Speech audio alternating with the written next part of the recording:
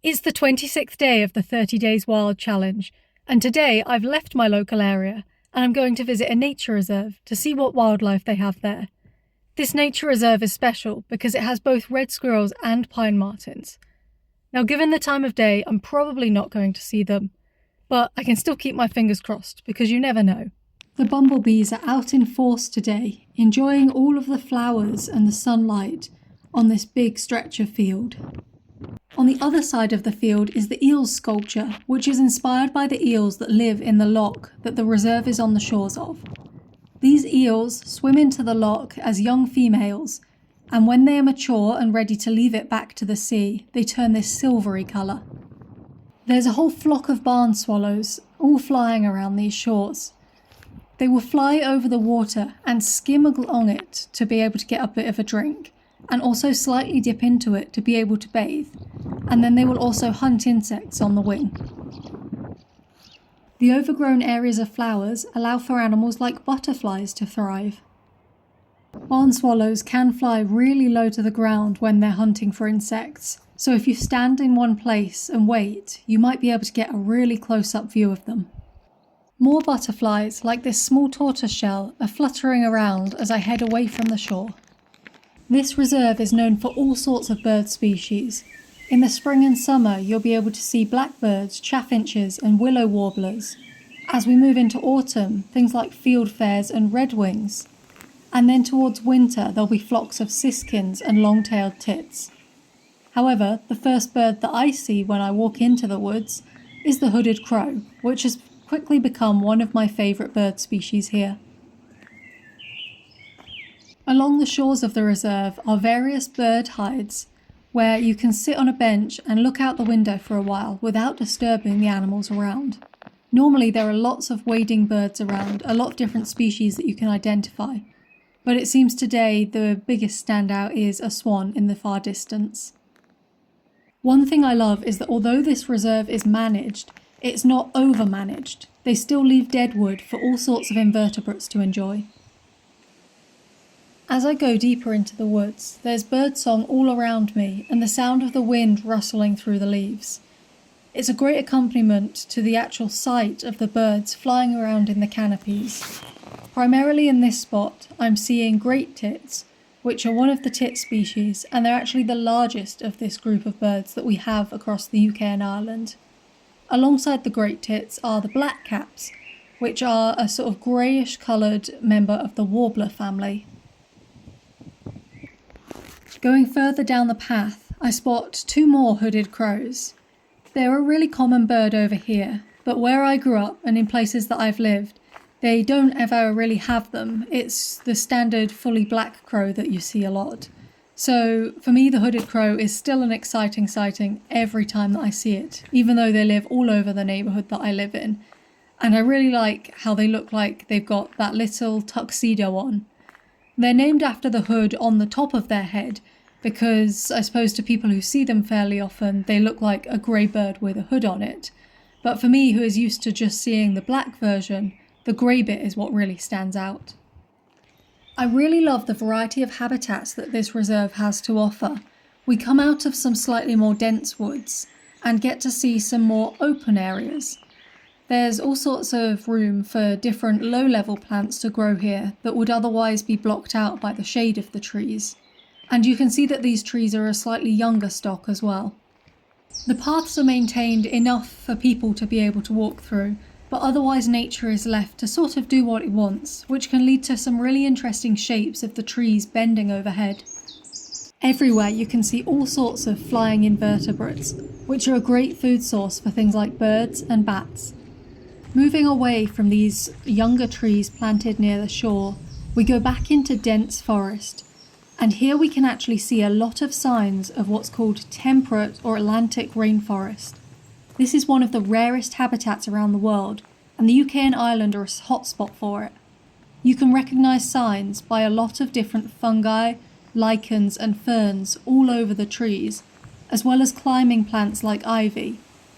Older trees with all of these wrapped around them, and signs of like a high humidity rainfall kind of area, and all of these plants that would have rain falling onto them, like these mosses you can see covering all these trees. They're all signs that there has been time for this community to establish and the correct conditions for an Atlantic rainforest to be flourishing.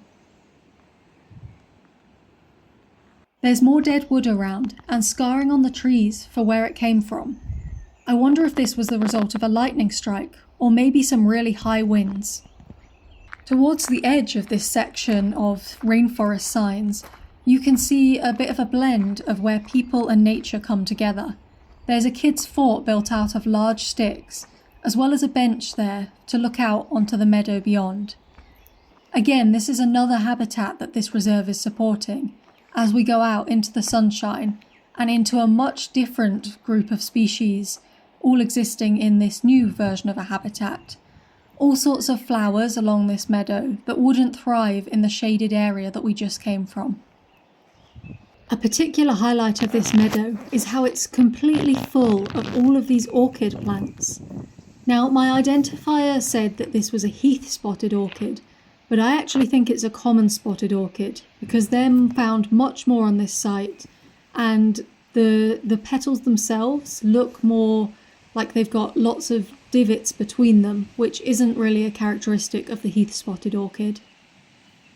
But although the orchids stand out because of their unique look to them, there are all sorts of other both common and slightly less common plants across this meadow. Just look at the variety of colours and shapes around, and think of all the mini beasts this will be attracting with all of the different types of food available. But I can't help but take a little bit of a closer look at some of these orchids because they are really fascinating in their structure and also in just the diversity of colours. This here is an almost fully white one that I'm able to see, and there's a couple of them spotted throughout this meadow. I can see more butterflies flying in the distance, a little bit too far for me to be able to identify because I'm still brushing up on my invertebrate identification skills. Amongst the flowers, I can also spot a few damselflies.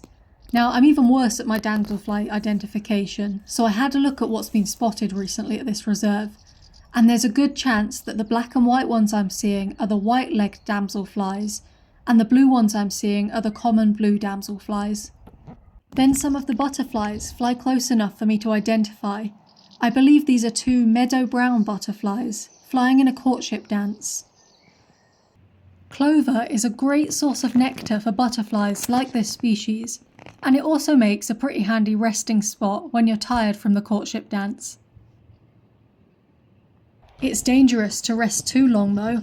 Up above there's a huge flock of house martins flying high, and some swallows joining in, flying a little bit lower, all feasting on the invertebrates flying in the air here. I'm in a gorgeous wildflower meadow. There are swallows flying overhead, butterflies and bees down on the ground, the occasional damselfly, and it's really just a beautiful day out.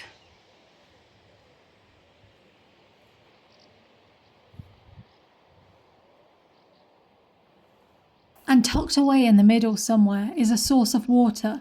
This must be supporting a lot of the invertebrates, particularly the damselflies that I've been seeing around.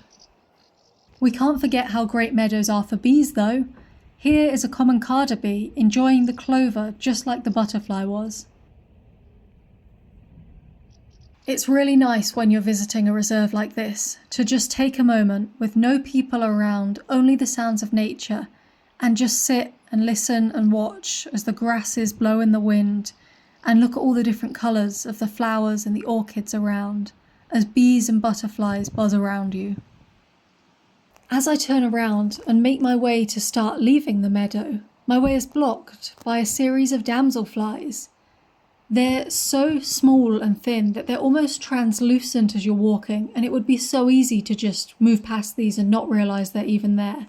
But the closer you get, the closer you're able to see those really vibrant colours, particularly on what I suspect is the common blue damselfly, which has such a vibrant blue to it that once you see it's there, it's actually hard to miss it now.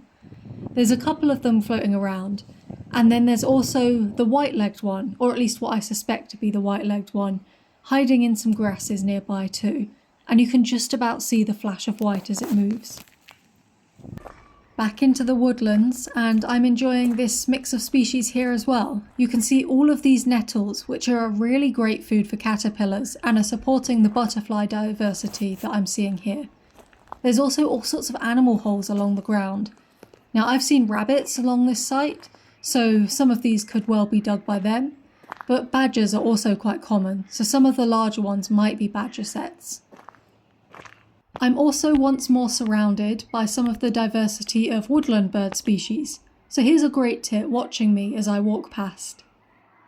As I walk through reserves like this, I'm always on the lookout for signs of animals that I'm not going to see, so things like foxes and pine martens, are they leaving their scat behind in noticeable places? Unfortunately, it can't all be a positive. Working with nature is an ever-changing thing. And amongst all these plants, I spy some Himalayan balsam. Once you know what you're looking for, the bright pink and the leaf shape are really obvious. Now, I have talked with site management in the past, and I know for a fact they are actively trying to control this species here. But spotting one patch of a highly invasive species in amongst all of this natural habitat and all of the species that are able to thrive here is pretty good going. So overall, I think this nature reserve is doing a really good job, and it's a lovely place that I like to come to as often as I can to be able to see what species are here, especially with the changing seasons. I love getting out and about to visit a nature reserve and see what species are on the area, particularly when it's such a nice day and the weather's holding out. Let me know in the comments if you've visited a nature reserve for 30 Days Wild and what species you managed to see. And also remember to subscribe to my channel to keep up with 30 Days Wild.